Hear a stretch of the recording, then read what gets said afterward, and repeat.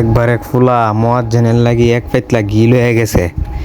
গিয়া ক মুয়াজ্জিন সাহেব, আমার আম্মা আপনার এক পেতলা ঘি দিয়েছেন, খায়া দোয়া করতেন।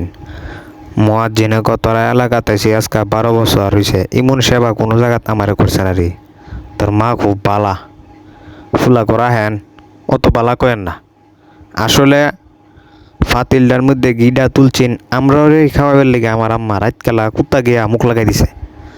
তখন আমার আম্মা কইছেন, পুত্রে সহদিকা তোর কেমনে খাওয়া মো কুত্তা হরডা মুয়াজ্জিনডে দিলাস না খালি বনে।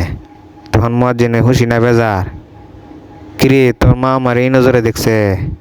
মুয়াজ্জিন এইটা দা ফেতলা ভেঙ্গে লাইছে পরে ফুলা কান্দে। কিরে কান্দস কেরে? কান্দে এই কারণে যে ফেতলাটা ভাঙছেন এই ফেতলাটার মধ্যে আমার দাদি রাতকালা মুক্ত।